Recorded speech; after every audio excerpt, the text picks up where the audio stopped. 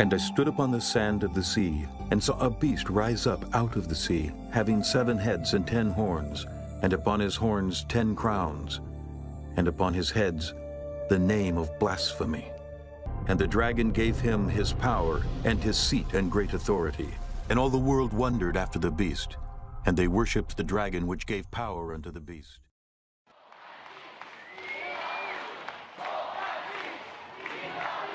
Thank God for Pope Francis.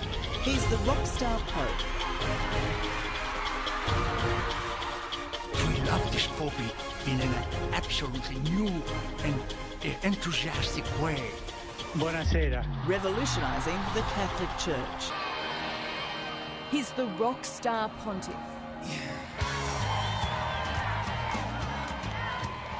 Thrilling the faithful in St. Peter's Square and across the world.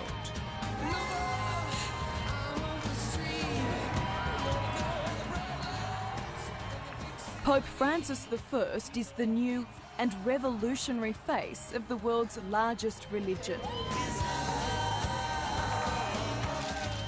Fated by the famous, drawn to his charismatic humility.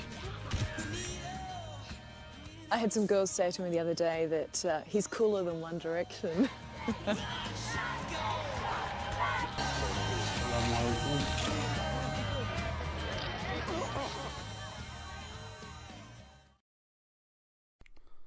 The sea beast that John sees in Revelation 13 is the same little horn power that Daniel sees in Daniel 7. This little horn power comes up from the terrible beast which is the Roman Empire. The little horn and the sea beast both have the same character, i.e. blasphemy against God. They both continue the same time, 1260 prophetic days, and they both persecute and kill God's people.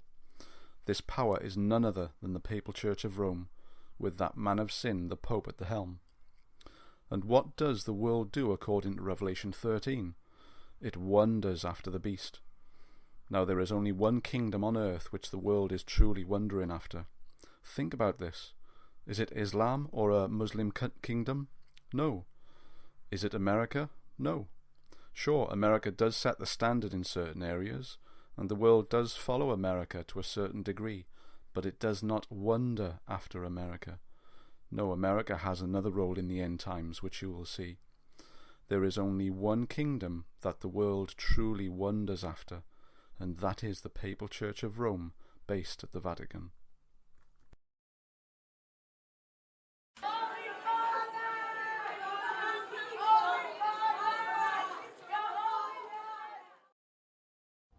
And I beheld another beast coming up out of the earth, and he had 2 horns like a lamb, and he spake as a dragon.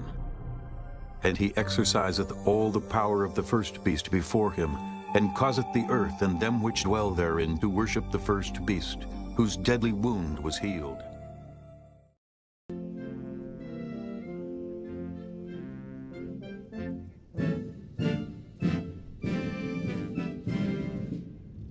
What a beautiful day the Lord has made.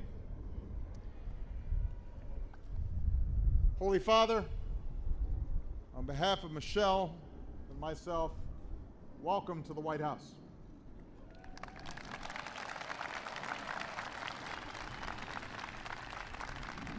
So on behalf of the American people, it is my great honor and privilege to welcome you to the United States of America.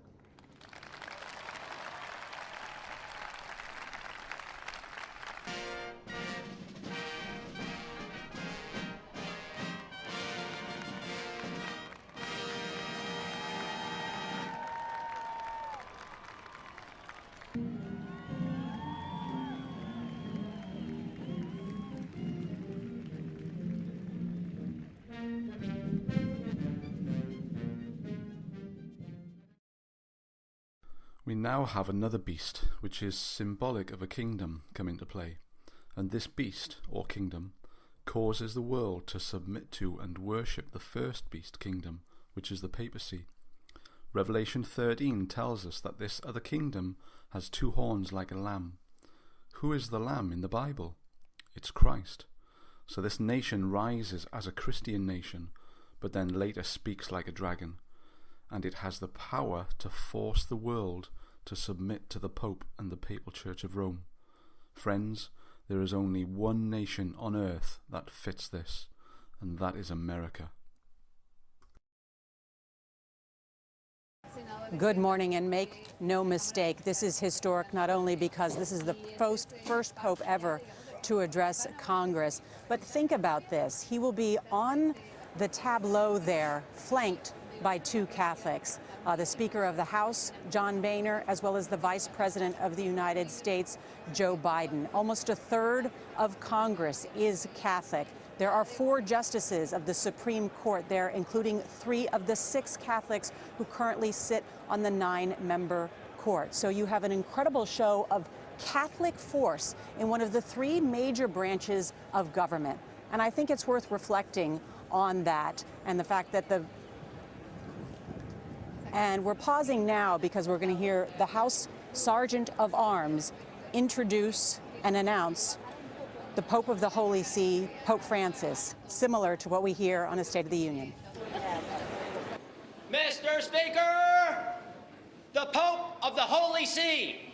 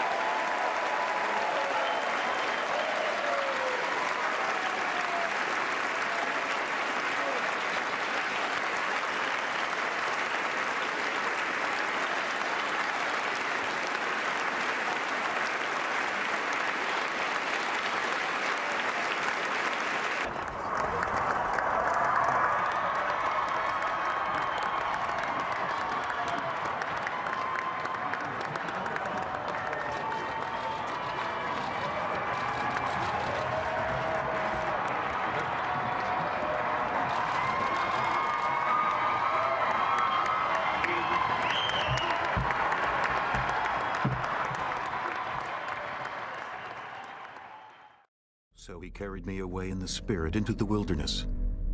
And I saw a woman sit upon a scarlet-colored beast full of names of blasphemy, having 7 heads and 10 horns.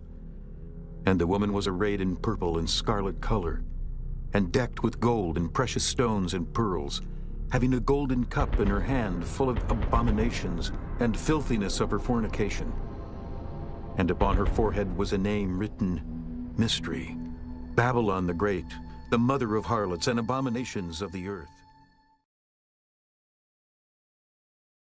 Revelation 17 gives us even further evidence of who this Antichrist beast is, because we now have a harlot woman riding and controlling this beast. A woman in the Bible is a symbol of God's people, so this harlot woman is a symbol of an apostate church. Many people today think that Islam is Babylon the Great, but this cannot be, because Islam is not in control of the nations. It seems to be fighting against the nations, but Islam is certainly not in control like this harlot appears to be. There is only one apostate religion or church that has the control over the nations, and that is the Roman Catholic Church. But how can the Catholic Church be Babylon and the first beast of Revelation 13? Because the beast of Revelation 13 is the papacy, otherwise known as the Holy See, which is the government of the Roman Catholic Church, and the harlot represents the church itself. So we have church and state. The beast is the state, and the harlot is the church. Babylon is the mother of apostate religions, and as Revelation 17 confirms, she has daughters whom are joining with her. in this massive ecumenical movement to unite all religions and churches. If there is no more protest, how can there be a Protestant church?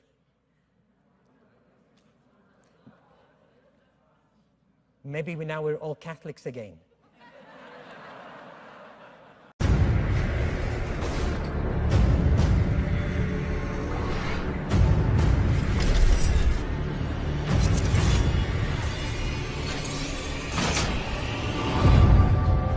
La mayor parte de los habitantes del planeta se declaran creyentes.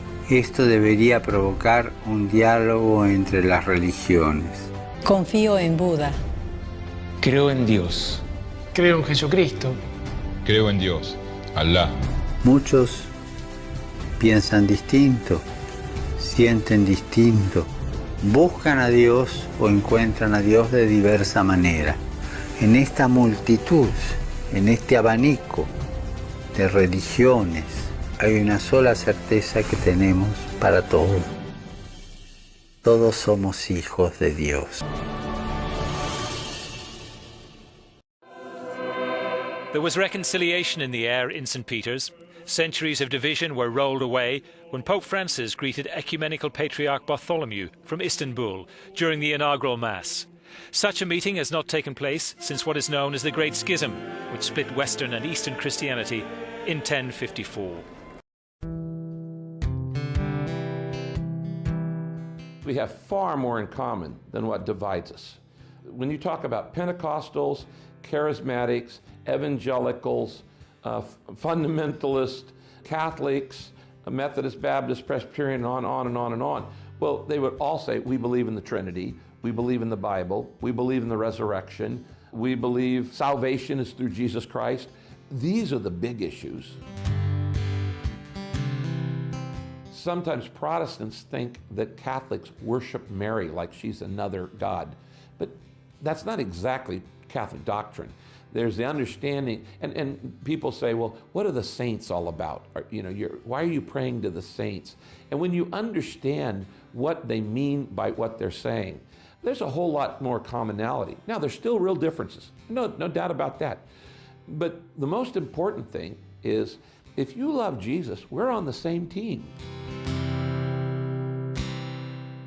The unity that I think we would see realistically is not a structural unity, but a unity of mission. I just felt very honored and very humbled. Seeing the Pope give the Mass to 100,000 people that day, you just see, he has such a heart to help people. I love the fact that he's made the church more inclusive, not trying to make it smaller, but to try to make it larger, to take everybody in. So that just resonates with me. They want to see unity. They want to see unity. They want to see unity. Pastor Rick, thanks for being here. Hey, Raymond, it's good to hear you, and we've had a great 3 days. Now, why did you want to be part of this Vatican meeting, this international colloquy on marriage? Why did you consider it important that you be there and offer a message? Well, when the Pope invites you, you go. We had well, that's a good reason. Of course, the Vatican, as you have already talked about, invited about 300 religious leaders from all around the world to come and spend 3 days talking about marriage and family and the importance of the relationships between a man and a woman. And I was one invited to give a major lecture to represent the evangelicals, and it was a great honor to be here. We had a wonderful time.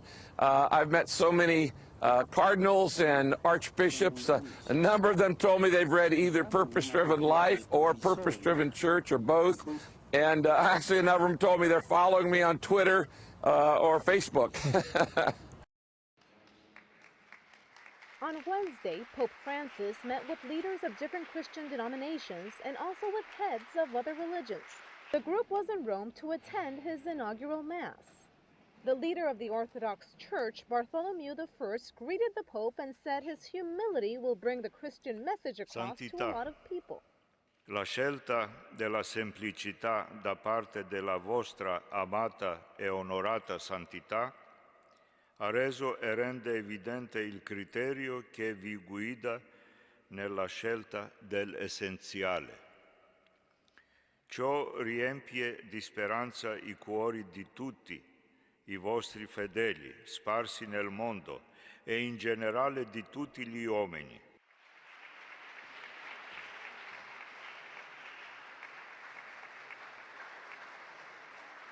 The chairman of Moscow's Patriarchate, Hilarion, was also among the guests. Pope Francis highlighted that the Church is committed to promoting unity among believers. After his speech, the Pope greeted each representative one by one. And perhaps the friendliest greeting was with a rabbi from Buenos Aires, which is the city where Bergoglio was Archbishop. The Pope received several gifts that reflected all the cultural and religious diversity in the room. The gifts included these Eastern icons and also this bright African cross.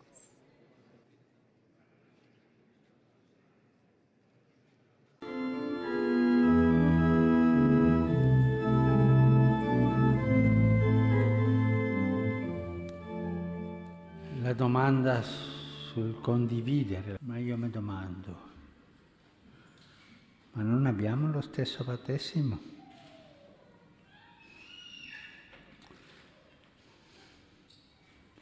E se abbiamo lo stesso battesimo,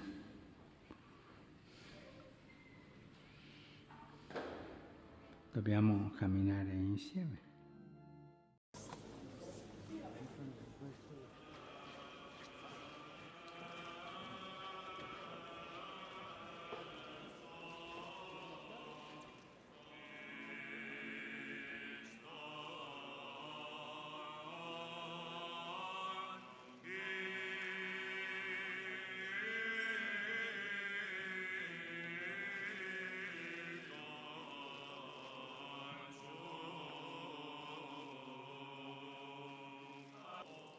For the peace of the whole world, for the stability of the holy churches of God, and for the union of all, let us pray to the Lord.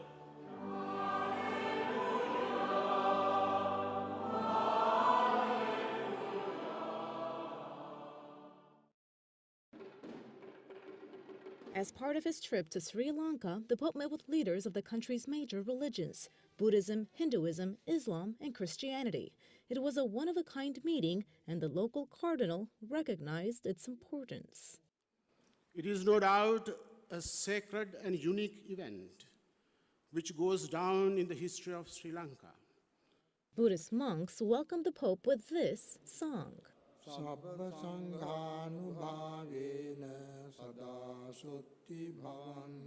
The Hindu representative gave the Pope a bright cover, while the Muslim leader condemned the recent attacks Islamic terrorists carried out in Paris and Pakistan. In his speech, the Pope explained that interfaith dialogue is a tool that fosters respect.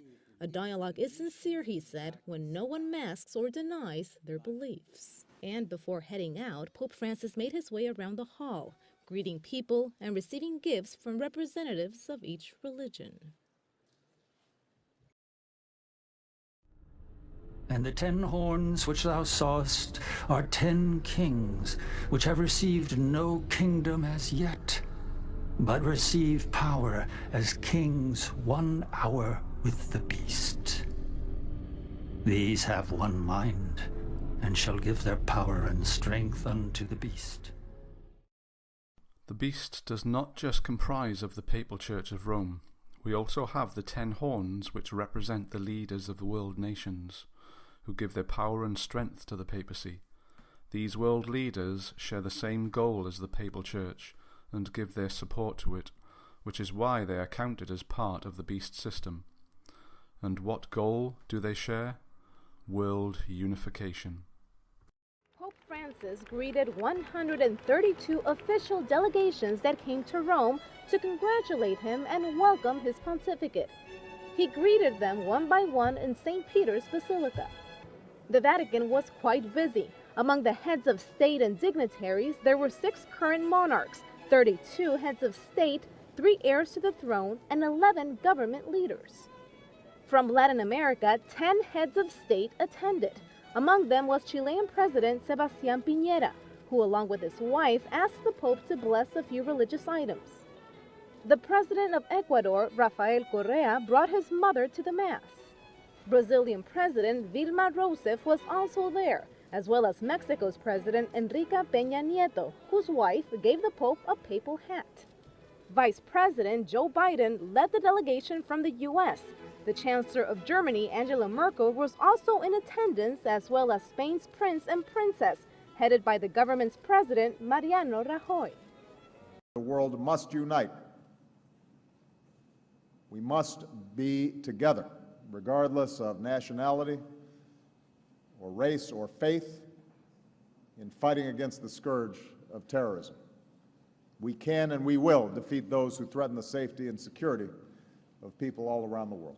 At a time when others are trying to divide us along lines of religion or sect, we have to reaffirm that most fundamental of truths. We are all God's children. We're all born equal with inherent dignity. We have to understand an attack on one faith is an attack on all our faiths. We've got to make sure that hate crimes are punished and that the civil rights of all Americans are upheld.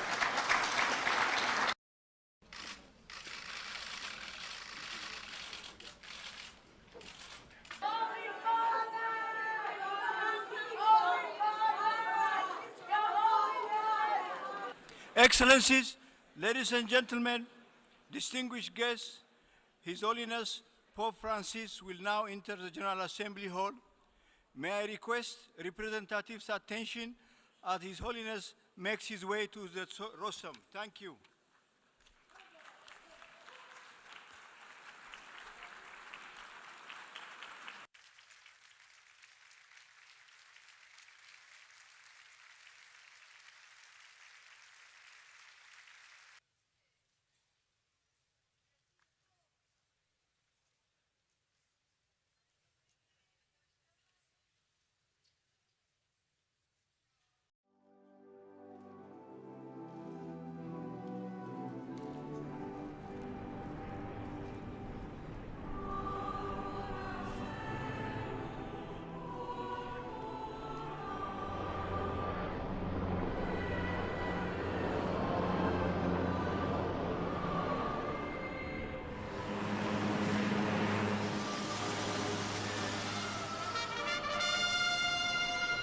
משמר יעבור לדום, משמר דום.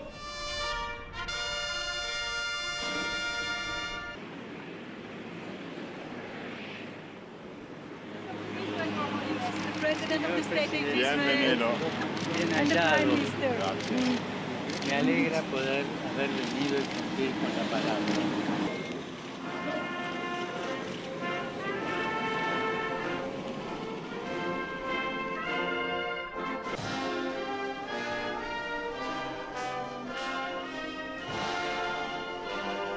ברוך הבא בשם אדוני. ברוך אתה בשערי ירושלים. הוד קדושתך, הגעת למדינת ישראל, בחיים היום בני דתות ובני לאומים שונים, יהודים, נוצרים, מוסלמים, דרוזים וצ'רקסים.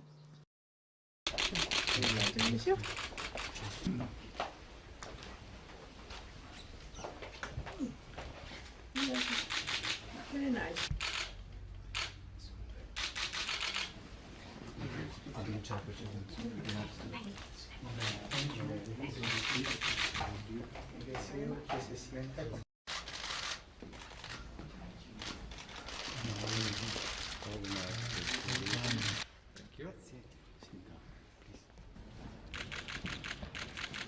Guten Morgen. Guten Morgen, buongiorno. Fantastic. Jetzt auf Wiedersehen und dann sage ich.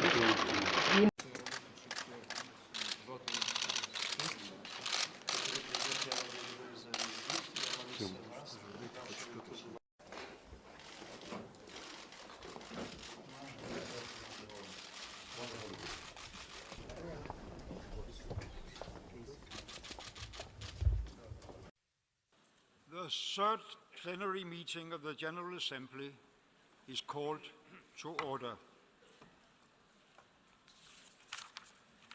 This morning, we shall hear an address by His Holiness Pope Francis, of the observer state of the Holy See on the occasion of his visit to the United Nations. Your Holiness, heads of state and governments, Mr. Secretary General, Excellencies, ladies and gentlemen, it's my great honor to welcome you, Pope Francis, Bishop of Rome, to the General Assembly of the United Nations. For those of us who cherish the United Nations, this chamber is sacred space. In no other hall, from no other platform, can a world leader speak to all humanity. And for decades, that is precisely what world leaders have done. King and queens, presidents, prime ministers, ministers, and popes. But never in our 70-year history has the United Nations been honored to welcome a pope for the opening of the General Assembly. And never in papal history has the head of Catholic Church addressed such an array of world leaders. Your Holiness, thank you for making history.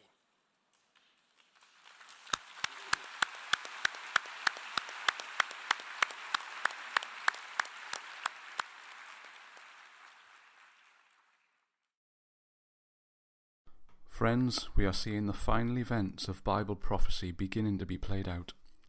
America, the once Protestant nation where people fled to from the persecution of the Papal Church of Rome, is now speaking as a dragon and exercising all the power of the papacy before it, just like Revelation 13 says. The world is wondering after the Papal Church. The various religions and churches are uniting with the Roman Catholic Church, and the world leaders are given their power under the papacy, and they are all uniting under Satan's banner to fight against the truth that is found in the only begotten Son of God, Jesus Christ. And Satan will use great signs and wonders to deceive, if possible, even the very elect. If you do not know what is coming in these last days, then I urge you to read the book called The Great Controversy. You can download it onto your computer or mobile device via the link shown. May the Lord help us and guide us all. And I heard another voice from heaven saying, Come out of her, my people, that ye be not partakers of her sins, and that ye receive not of her plagues. For her sins have reached unto heaven, and God hath remembered her iniquities.